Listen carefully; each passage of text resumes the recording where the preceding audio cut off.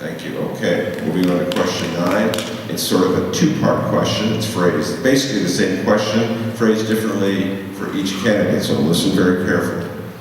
For John Arena, the question is, if re-elected, what will you do the same and what will you do differently in the next 4 years? Please be specific. And for John Garrido, if elected, what will you do the same as the current alderman, meaning what have you learned from him, and what will you do differently?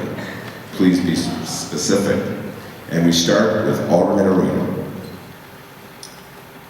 One thing we've talked a lot about tonight about the progress that we've made. And any time you take on complex issues, you have to continually self-evaluate. How can we work better? Did this idea work versus another idea? Who's out there that we haven't talked to or brought into the conversation? Because we have a very large ward, a very large city. So we're going to continue on the path, the trajectory that we've started. And we're only in the beginnings of this. We're only in the first quarter of this game.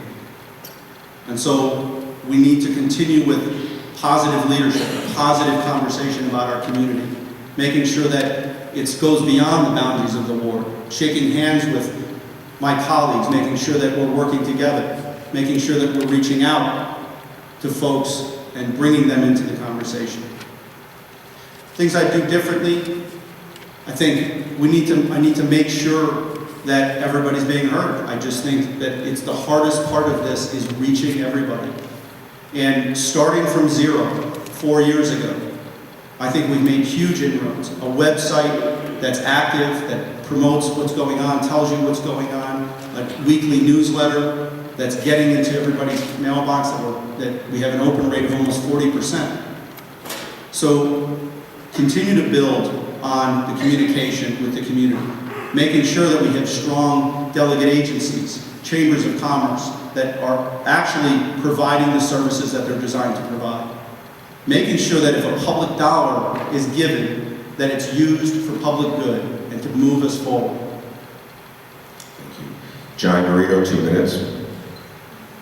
What do I agree with? So I would continue to support the arts. I think that is a good idea. I think that is one of many elements for economic development. I would have no problem continuing to work with people like Lionel Rabb, who actually was the one who brought in the Veterans Art Museum and the Paschke Center. I also agree that we need to remove these red light cameras. I believe that they're just a revenue earner, so it's not really about safety.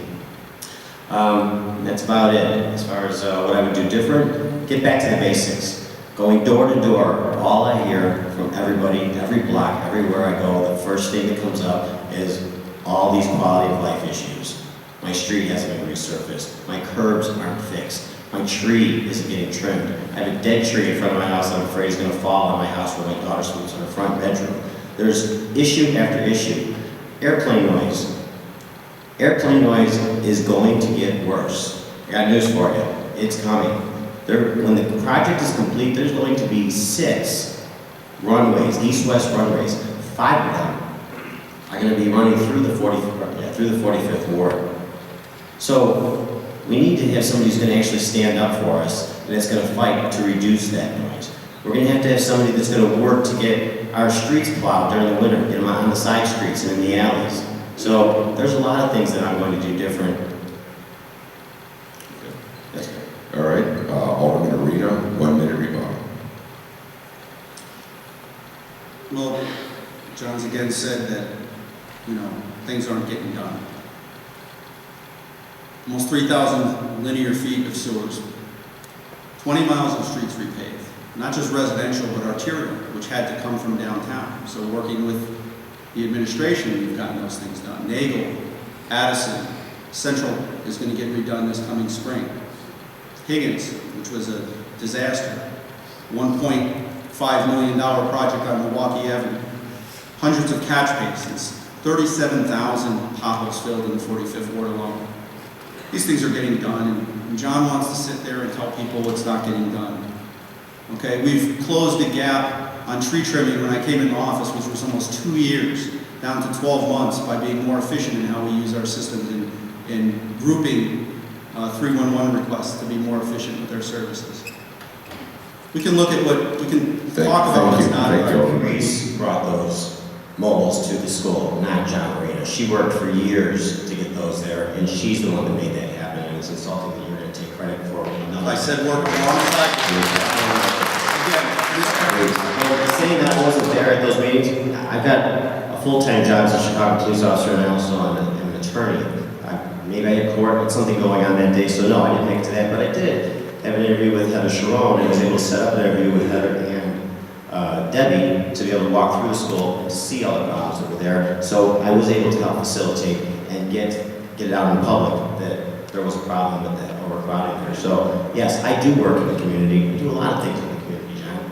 You're the alderman, though.